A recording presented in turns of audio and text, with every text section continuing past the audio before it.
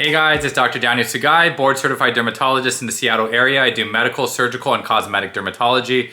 Been posting on Shorts, TikTok, and Instagram Reels, and I've been getting a lot of questions on the order of which to layer your skincare. We may have talked about this several months to years ago, but we're gonna talk about how to really layer your serums in today's video and really do a deep dive on that. Just real quick, these are new scrubs. I got them from Mediclo. They gifted me these scrubs and they feel really nice. I love the stretchability of the sleeves. It just feels really comfy and soft. And so thank you Mediclo for sending me this.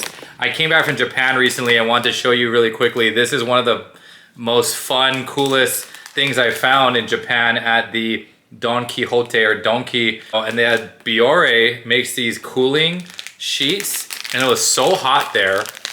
95 to 97 degrees, crazy humidity. And so to get these sheets to just like kind of wipe you down, it's just nice and cooling. Nice little pleasant scent, but it just cools you down when you feel like your skin's just on fire. You're wearing sunscreen, but just that heat, you feel like you're baking in an oven. Check that out when you're in Japan, and if it's in the summer, you definitely need that. So everything's so affordable in Japan too. So I just want to show you this, this little product here I picked up. Today I have this bag here, and if you're my patient and you watch my channel, this bag looks very familiar because whenever I give you skincare samples, I throw it in a bag many times. And so to illustrate my points today, I got skincare minis. Return to the skincare minis. These are little samples we have. And so let's go through a skincare routine and the order of which to apply your skincare. So in the morning, wash your face with a gentle cleanser. Something for sensitive skin I recommend is Cetaphil's Gentle Skin Cleanser. Awesome to have niacinamide, glycerin, panthenol all in your cleanser. This isn't a foaming cleanser, so if you have oily skin, you know, go for their daily facial cleanser or Roche-Posay's Toleriane Purifying Foaming Cleanser. But I don't like anything with exfoliants in the morning, so I usually say use your exfoliating cleansers in the evening after you worked out, you played some sports, or where you're at work. In the morning, something gentle. So Cetaphil Gentle Skin Cleanser. If you are gonna shave, go with a foaming cleanser like we talked about. You know, I like La Roche-Posay's Purifying Foaming Cleanser, and I lather it up and then I use a razor to shave. Now, if you want to brighten your skin, go ahead and use a vitamin C serum. I have different vitamin C serums in front of me here. DRMTLGY CE+F, which is the dupe to SkinCeuticals CE Ferulic. Maelove is another great dupe with 15% ascorbic acid, vitamin E and ferulic acid. Timeless is a very affordable option with the C, E, and F. But here I also have La Roche-Posay in this nice, cute little pouch. It has salicylic acid, so if you're acne prone, you can go ahead and use their vitamin C serum. Why do we want vitamin C on our face, and why do I recommend it in the morning and not at night? You want to fight the free radical damage from pollution and sunlight. So vitamin C is a powerful antioxidant that can battle it, but it's also a very unstable and labile ingredient in your skincare. So you don't want it to be stored in a hot area of your bathroom. You don't want to be by the windowsill where sunlight will come and hit it and, you know, oxidize and reduce the potency of your vitamin C serum. So I always say, because it's so labile, apply that first and then go ahead and apply your hyaluronic acid over it. I don't think it's gonna make a big deal if you accidentally put hyaluronic acid first and then your vitamin C serum. Not a big deal, but just if you wanna really go by the rules, vitamin C first and then your hyaluronic acid. People have asked, can I use a facial spray to hydrate my face after that cleanse? Go right ahead, that's fine to do. If you wanna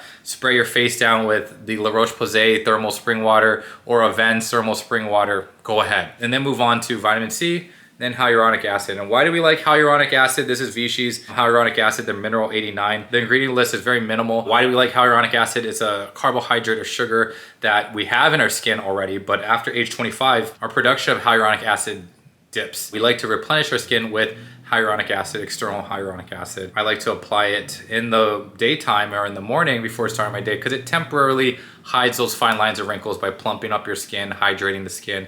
And that's a really quick and easy way to hide those fine lines and wrinkles around the eyes, the forehead, and around the mouth. So go right ahead and get it over your face, layering over your vitamin C serum.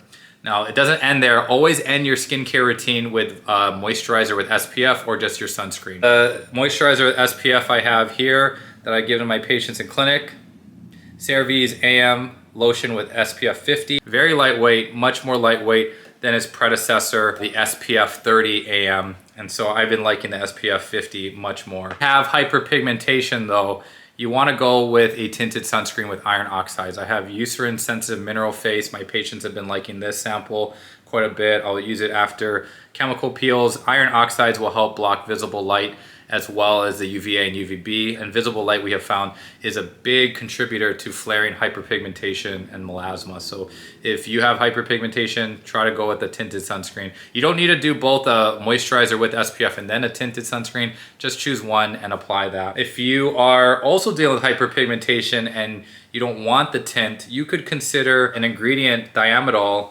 in your sunscreen. So Eucerin products with diamidol, and diamidol is a special ingredient that will inhibit tyrosinase, that enzyme that's responsible for melanin production. If we can halt melanin production, that's happening in overdrive in those dark spots. If we can halt that process, we can hopefully lighten our dark spots. And so if you have tried this product or any of the Eucerin Radiant Tone products, either their dual serum, their night cream, or their lotion with SPF, please let me know, because I know Europe and South America has been using these Eucerin diamidol products much longer than we have in the US. It only started being available to the US this year. A lot of my patients haven't used it long enough to give me some good feedback. I want to hear from all of you out there. Please let me know, drop a comment if you've tried these products and if you've had success with diamidol containing products. I've looked at the research, the data, and it actually looks really good. I can't imagine it being as powerful as prescription hydroquinone, which is the ultimate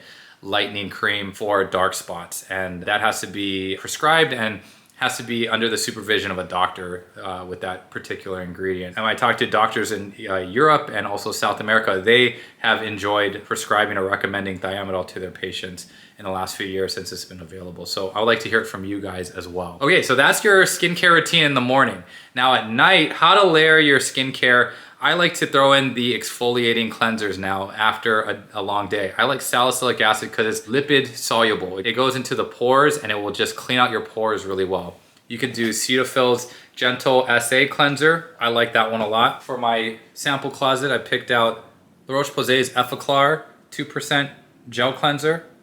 Patients love this. You're a senior dermatologist, ask if you can get some travel size skincare, some of your favorites. You don't want to risk your face on vacation using the really fragrant, harsh stuff at the hotel room. You might not be familiar with the brands or the ingredients. You don't want to just use their stuff. Bring the skincare that works well for you. I like to use that after the gym. You can use it on your body and not just on your face. And then follow up with, if you're not pregnant, my favorite step, a retinoid. Could be over-the-counter Differin, adapalene 0.1% gel if you have acne. I don't think that's the best for fine lines and wrinkles. If you have fine lines and wrinkles and you want to work on that and hyperpigmentation, go for retinol or alpha-ret. Those are great for working on fine lines and wrinkles. So tretinoin's prescription, and that's the GOAT of anti-aging. Its retinoic acid goes into the nucleus, binds to receptors, and really does its magic on fine lines and wrinkles, increases your epidermis, and also collagen production. So great stuff, lots of science behind it, lots of data over the years showing that it works, but don't use it if you're pregnant. And all you need is a pea-sized amount. And I say this is specifically used in bedtime because sunlight has been notorious in deactivating retinoids, especially tretinoin, and it could even be your artificial lights in the bathroom could do it. So we always say at bedtime, apply your pea-sized amount to your entire face. Yes, you can use half a pea onto your neck or a full pea to neck and chest area. You can also apply some on the back of your hands to help with reversing photoaging there as well. So it's a great versatile product, but you always have to apply a moisturizer after it. So what moisturizers could you consider? You know, if you want something lightweight, Neutrogena Hydro Boost, very popular option. This cute little sample I give my patients. This is their water cream. My wife and my daughter love this one. If you want something with peptides as well, Neutrogena Collagen Bank. I have their SPF here, but you would get their one without SPF as another option. That's a little thicker cream and that has peptides to help increase collagen production as well. So if you're like in your 30s or 40s or older, go with the Collagen Bank. If you have very oily skin, the Hydro Boost is a great option, but also CeraVe Oil Control Moisturizing Gel Cream. great for oily skin. Their PM lotion, also a great bet from CeraVe, has niacinamide as well. So those are great options to layer over your retinoid. If you have very dry skin and you're worried about having a contact dermatitis and dryness from your retinoid, you can go as thick as Cicaplast Balm by Roche-Posay. This has shea butter, panthenol, and madecassoside. Don't use too much though, just a pea-sized amount of the Cicaplast Balm, because people who have used too much of it have clogged up their pores and caused acne or milia. So just be careful with the Cicaplast Balm. I love that product, very versatile, great for chafed skin in the groin, armpit area, dry skin. It's a nice occlusive moisturizer for the face and body. And also if you have a baby with a diaper rash, this helps soothe it as well. Now, if you have irritation from your retinol still, definitely back off, decrease the frequency of using your retinol, but maybe consider using the retinoid sandwich method, where you moisturize before applying, apply your pea-sized amount, and then afterwards apply another layer of moisturizer. I had another viewer ask me if it's okay to spray with a facial spray, misting spray with the Roche-Posay or Avene thermal spring water before applying your retinol. You're supposed to apply it to dry skin, but I also have a lot of patients, and I've done it before, where you apply it to just slightly damp skin. If you wanted to put, like, say, hyaluronic acid first, or if you did a misting spray, I'm actually okay with it. Just really, I think it's more important to focus on that pea-sized amount and then getting that on evenly across the face. Avoiding this crease, this alar crease around the nose, is important too. So a strategy I like to do is applying a little bit of Aquaphor or Vaseline in the creases around the nose, around the mouth, because this can crack as well from your retinoid, and around the eyes. So on the eyelid skin, you can put a very thin film of Aquaphor or Vaseline and then apply your retinoid so it doesn't diffuse towards those areas. I think that's very important. So if you want to spray with thermal spring water before or after, I'm okay with it, that's fine. And then always moisturize after your retinoid. Okay guys, hope this video was helpful. Please hit the like button, please subscribe to the channel, please share with your friends who are in the skincare. Thanks for hitting that bell notification button down below, because I'll still be releasing long form videos every Saturday. So thank you guys, I appreciate you all. Hope you're enjoying the last bits of summer. Peace.